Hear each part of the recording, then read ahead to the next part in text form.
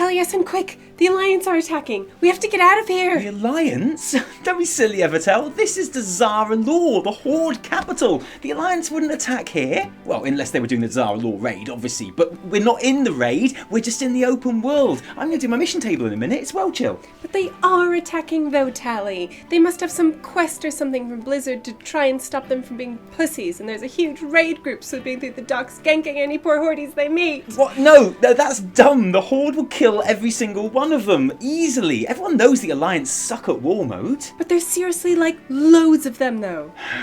Okay, no, that does sound bad. Oh wait, Sourfang will sort it out for us though, won't he? Seriously? What? Is it really that hard to keep up with your war campaign? No, Tally. Sourfang isn't going to defeat the Alliance for us. We need to get away, now. No, Evitel. I am not going to run because I am Horde, and we never back down from a fight. And also, I really want to do my mission table, so I'm staying here. Really? Yes, totally. I mean, seriously, look how many guards and troops there are standing around here. The Alliance will never get anywhere near us. These are highly trained elite Horde commandos. The Alliance try anything here, and they are going to seriously regret it.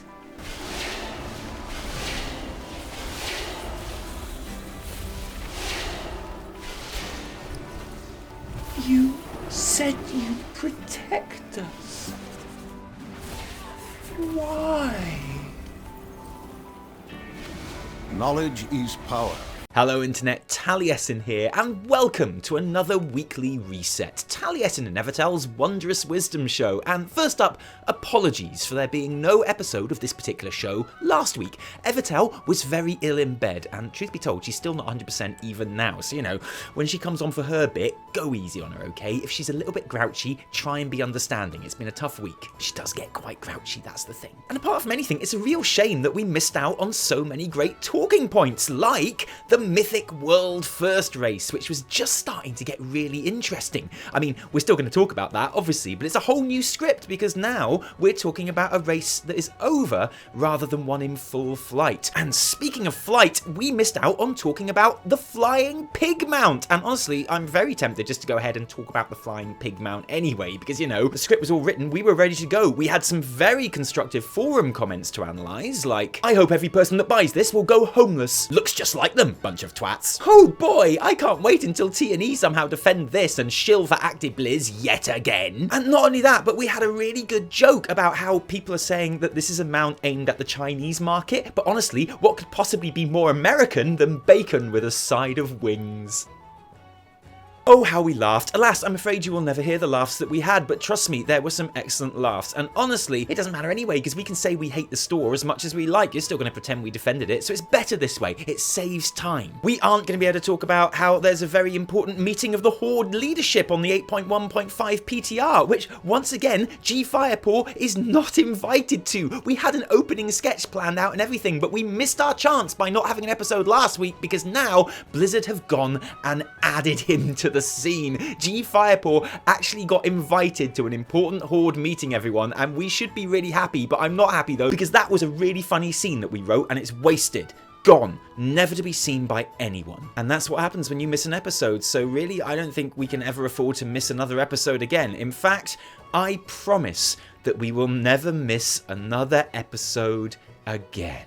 And so there's lots to talk about this week. There is the aftermath of the World First race. There's some really cool PTR stuff to look at, which isn't even spoilery. There's all sorts of stuff. It's going to be great. There is one thing, though, that we aren't going to dive into especially deeply here, or at least not in this episode, and that's the news that, according to Bloomberg, Activision-Blizzard is apparently readying itself for a large round of job layoffs this coming Tuesday. Now, this is news. This is important for the impact that it could potentially have on World of Warcraft, the game this show covers, for what it potentially says about the games industry in general, but more importantly, because lots of real-life human beings work for Blizzard, and as usual, full disclosure, a handful of whom we know personally, and getting laid off from your job is rubbish and stressful and not something we ever want to happen to anyone. So we are not trying to tell you this isn't newsworthy. Man, it's so newsworthy, Belialar made videos about it on both of his channel. ActiBliz to cut hundreds of jobs on Bellular Gaming, and Activision-Blizzard to cut hundreds of jobs on Bellular News. Or was it ActiBliz to cut hundreds of jobs on Bellular News and Activision-Blizzard to cut hundreds of jobs on Bellular Gaming? I can't quite remember, but anyway, thank goodness we have these two extremely different takes on this story. It really helped me understand it more. But until the picture becomes clearer, it just seems wrong for us to be talking about it in any speculative kind of way. Because for me, the most important thing is those people who might lose their job, and I can imagine that the last thing they need right now are any more internet hot takes by people that know exactly as nothing as everyone else. So we may well talk about it next week when we know what this story actually is, but until then, we're going to try and keep a respectful distance. And from that shitty news to the really good news that was the Dazar alor world first mythic race. Okay, and so I know I've lost plenty of you straight away there by even mentioning the mythic world first. I can feel whole sways of you glazing over, and I'll be perfectly honest here,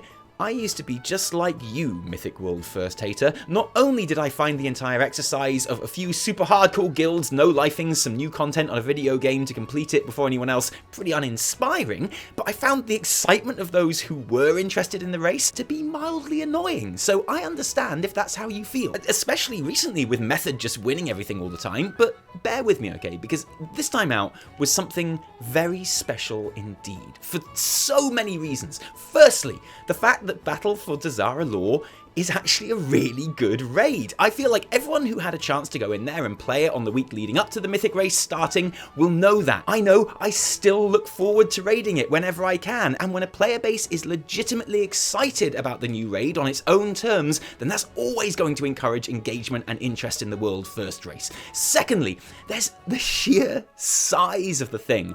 Method revolutionised the entire event in Uldir by being the first genuine world first contenders to stream their progress live on Twitch, and it's hard to overemphasize just how much they changed the game when they did so, turning world first from an event of silence and speculation and numbers being refreshed on websites to an actual live spectacle with seemingly unlimited potential, a potential that they went another step towards realizing for this new raid. Because for Battle for Dazar alor, we had a proper eye-popping production going on. We had the Red Bull Gaming Sphere. We had a group of the world's top raiders playing and progressing live in the same room. We have a full production team with rotating hosts and pundits, more uniforms and sponsors and logos and branding than my eyes can even process. We have a solid and consistent minimum 30,000 viewers, more often well over 40,000 watching this thing 14 hours a day, over 70,000 watching Method over all their streams, and well over 100,000 watching World of Warcraft streams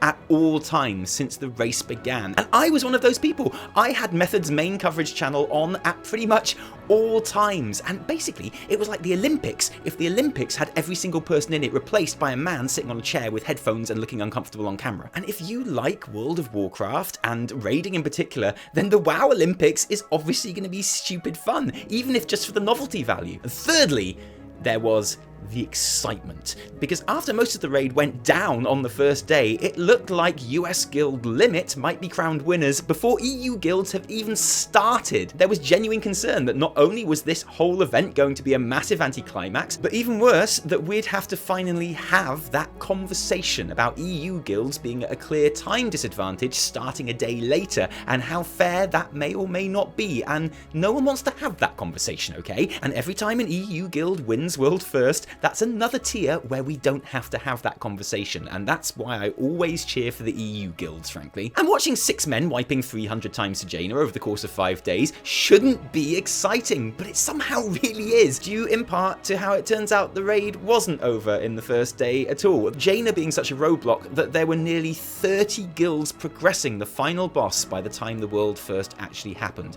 including some really awesome Asian guilds who start 2 days later than North America. And oh shit, we are going to have that conversation, aren't we? But mostly because of Limit and their admirable refusal to stream their own progress, which gave the entire event a real edge. Because all of the time we are watching Method not kill Jaina, we were all very aware that at any moment we could just hear that Limit had. It was actually an incredibly effective and unexpected tension-building device that added to the overall spectacle of what was already a massively popular spectacle, and it is a genuine thrill if you are watching live when that world-first kill goes down, and you can say, I was here.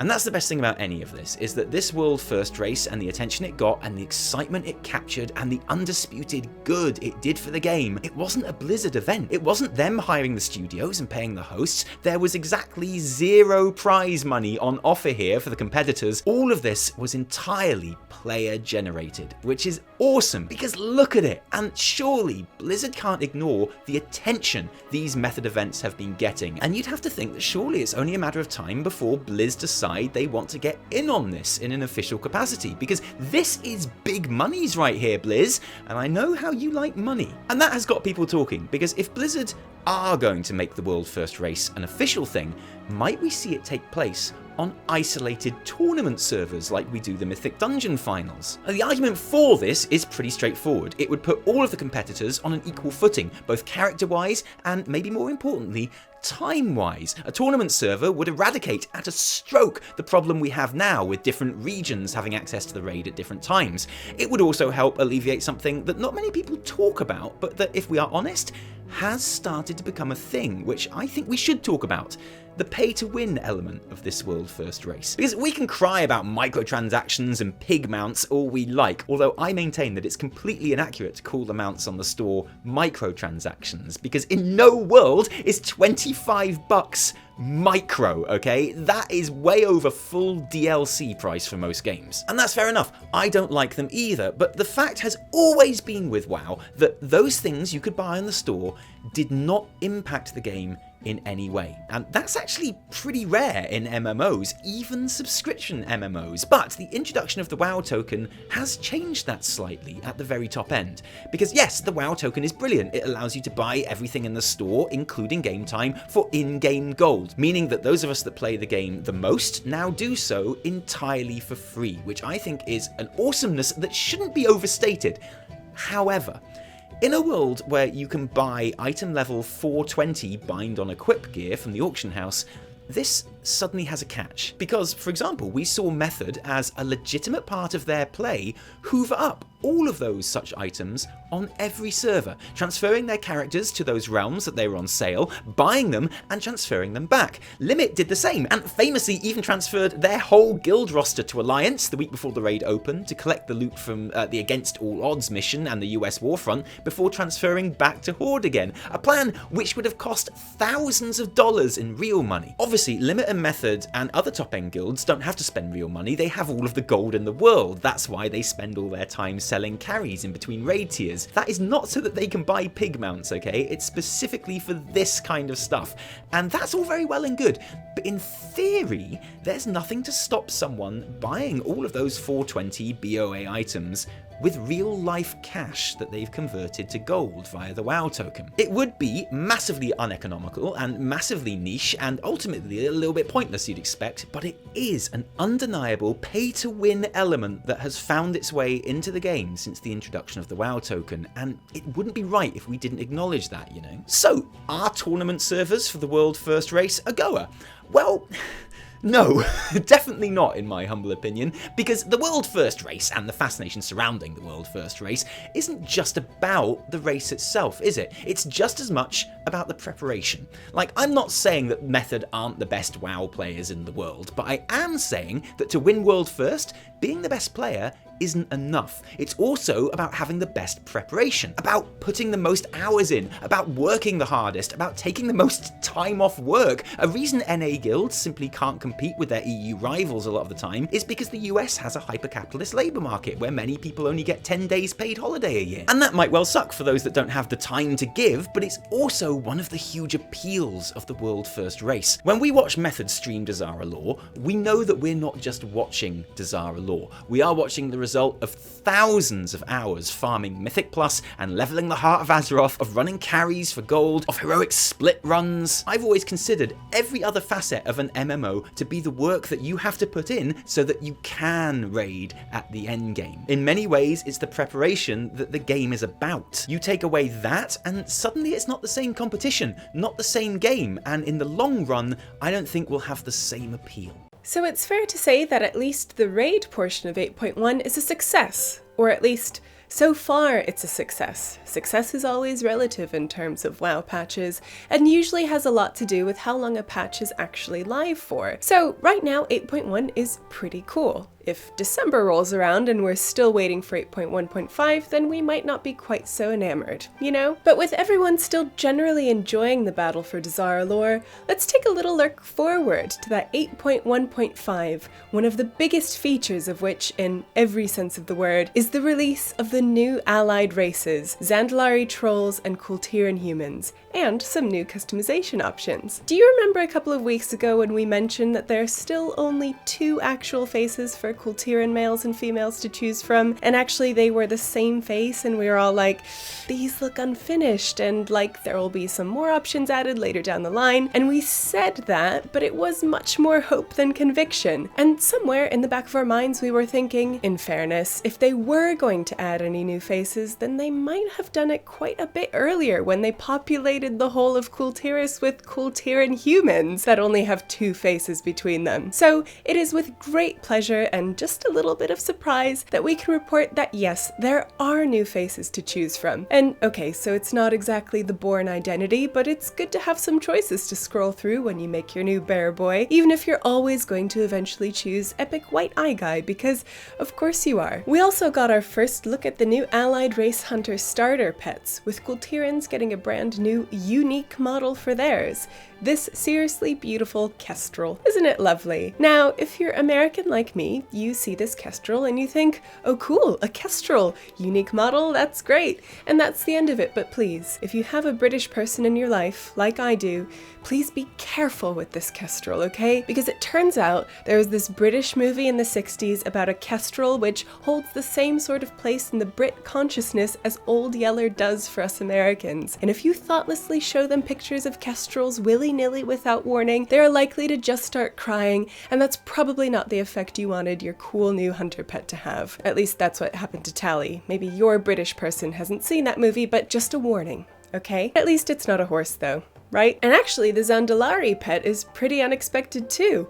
Why don't you take a guess at what it could be? Because I think you'll find yourself fairly pleasantly. No, it's a dinosaur, obviously. There's some more Kultiris goodies to show you too, but before we put that spoiler warning up, let's stick with hunters for a moment and check in on the second goodest boy in WoW, Hattie, who, as we all know, will be making a return to Hunter's stables where he belongs in 8.1.5. We've told you before about the toy that allows Hattie to be ridden like a mount, and thanks to Wowhead we can now see this in action, even if it is a very early glitchy version, which will definitely be fixed. Hey, it worked for Tiran faces, right? But there are more toys for you to both enjoy coming too, like one which dresses him in a fez, because of course Hattie is going to be a fan of hats. Hopefully this is just the start of a long and glorious range of hat transmogs for us to enjoy together. There's a ball so you can play fetch together, and the charged sparkle stone which will make our favorite lightning boy even more lightning-y. All this is great obviously, but I want more! How about a Hattie training manual that you can collect commands into so that you can make him beg or point or give him a tubby rub? Fine, that sounds like a lot of new animating. How about a tube to run through? Oh, how about one of those little seesaw things like you get at Crufts? How about a floof fire to make him extra floofy? I'm quite excited by all this, as you can probably tell. Time for the red spoiler bot warning, although we should probably say this is more like a blue bot really, but we wanted to be safe because we are going to talk about the Tiran allied race unlock scenario and one Derreck Proudmoore. And actually I say we're going to talk about the unlock scenario. We're not really. We're talking about one specific bit of it, because the questline is really good actually. You get to help and build and crew a new flagship for the Tiran Navy. Find the materials, get them blessed, enlist, among others, Rosaline Madison and her outriggers, which is awesome because Rosaline is the best. But before the ship is allowed to set sail proper, it must be given a name, which you get to choose. We reported this via tweet when it first appeared in the broadcast text, and no, you are not given free rein to name it whatever you like, because Blizz still remember all those willies you drew with the gunpowder and wad, and you are the reason we can't have nice things. So there will be no Bodie McBoatface or Big Bad Horde bummers here. Instead you get to choose from a list of 4. Anduin's Wrath, Dawn Sailor, Tiffin's Melody, or the Lionheart, with different characters reacting differently depending on your choice. And you then get to sail the ship to Stormwind to present it to King Anduin, and it's all just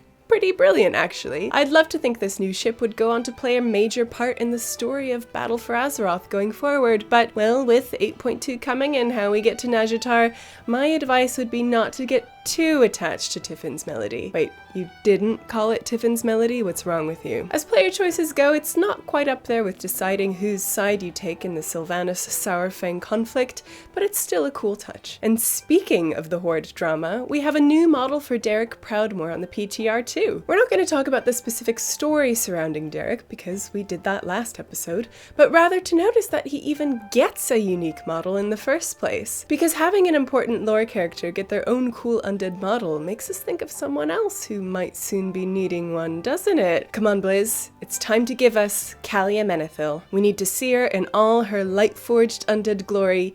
We are ready for Calia now, Blizz. Make it happen. As usual, all the links to all of the relevant Wowhead articles are in the description below. You know, it was writing this episode that I suddenly realised how much news there has been in WoW for like the last 9 months or something, because like the weekly reset went from being like regularly 15 minutes every week to being like 20 minutes, 25 minutes, half an hour, and I've got a feeling this is going to be the first episode which is like under 20 minutes since about like March last year, something crazy like that. So yeah, that's my fault. Yeah, well, so Sorry. I wanted to say it was like a short episode, but it's actually a normal episode. It's just like every other episode has been abnormally long for a very long time. So yeah, really, really weird. Everyone's going to be like, you have to let Evitel talk. Why don't you let Evitel talk? You're such a terrible husband. I'm doing Evitel a favour here by not letting her talk or say anything, because I approve of this message. you're literally dying. And everyone's very worried about you. They think you're actually dying. I'm okay. I've just... No, you sound terrible. Anyway,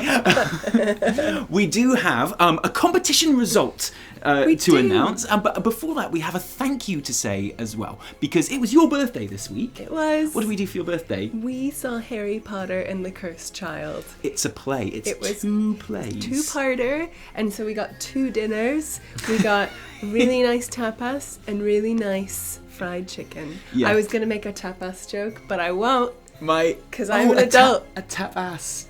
Wow, that must be an American thing. I've never made a tap ass joke ever before. It was my birthday. My mind is blown.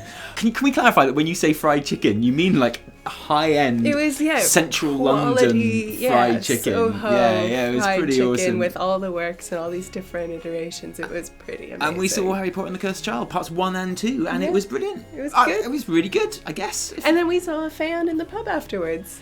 Oh yeah, a viewer, Luke. Yeah. Came along and said hello in the pub. Afterwards, which made us feel as famous as people who are in Harry Potter, which is pretty cool. Thanks for that, Luke. And speaking of viewers giving us nice things, Luke gave us a hello and a warm fuzzy feeling in our hearts. But someone else has sent us something, dare I say, even better than that. What's that, Taliesin? I don't know what you're holding actually, because like I know it was your birthday this week, but it was my birthday like 2 weeks before, and this is my birthday present. Our patron and friend Eric Deans, for my birthday, but I think he probably meant it for your birthday as well, sent us this. Look at this, sealed, shop sealed, still got a Best Buy sticker on the front of it. That's how you know it's legit. Wrath of the Lich King Collector's Edition. We only have 1 more to get now, and that's the vanilla one. Oh yeah, good luck with that. Thanks to you, Eric, we now have every single World of Warcraft Collector's Edition. This was the whole in our collection. Shop. This is his own that he bought at the time for himself. He buys 2. He opens 1 and he saves 1 sealed. And he sent us the sealed one because he's like genuinely the nicest man ever born. So thank you, Eric. We're going to open this. We're just showing it on camera to show off, basically. Yeah, just the big shine. It's just like the light glinting off it, like this beautiful relic. We're just really happy with it. Thank you very much. For your birthday, I sent out a tweet with a picture of you on a green screen from a couple of videos ago from when we were filming. So romantic. We made a birthday competition, and we said, just on the spur of the moment, Photoshop this photo, best Photoshop wins. Yep. And guys, I knew you wouldn't let us down. You delivered. I knew that was going to be an afternoon of fun going through those replies to that tweet. And we said for a genuine prize, and the prize, which we've just decided on right now, Yes, we have. is this Brightwing plushie. Yeah. How's that? We lost the bag for it, I'm afraid, but we'll send you this. This Fey Dragon, and we'll put some other little WoW knickknacks in there as well. We'll make it special and a for thank you you letter. Yeah. But the one that I've chosen because of its amazing execution, down to some like rejigging of your eyebrows. Wow. Okay. Some really good effects, and a kind of a classic T&E joke at its core. Okay. So the winner of this thing, which has now been around Taliesin's neck, It's been around my neck loads of times. It's pretty much, if it's not around my balls, it's around my neck. That's how it works. You don't need to take it, but if you do want it, you win Escalucia. Escalucia? Congratulations. Oh wait, we know them. Yes. Oh, that's awesome. Oh, people are going to think it's a fix. No. That's why you need to follow our Twitter, guys, is because, you need to follow our Twitter. You need to follow our second channel that we've just started. Oh, yeah. Where we basically remake Belly of our videos. Shush. It's our angry channel to go with our nice channel. Oh, please. That's how it's done now. Aren't we an angry channel? Oh, I don't know. I'm pretty angry about losing this. What am I going to put around my balls now? We're going to be late for raid because of you. Yeah. Put that around your neck and like it. This channel is rated M for mature. And thank you for joining us today. If you like this video, don't thank us. Thank our patrons who give us their actual real-life money as well as their amazing birthday presents. Yeah. I can't get over it. But they give us their actual real-life money to make all of these videos happen. And if they didn't, these videos wouldn't happen. It's as simple as that. No. So thank you so much. If you didn't like it, downvote the shit out of it. Remember, my name is Escalucia. It's just the last name that we said out loud, so it's in my head. No, my name is Taliesin. From me. And from me, Evitel. Until next time, cheerio.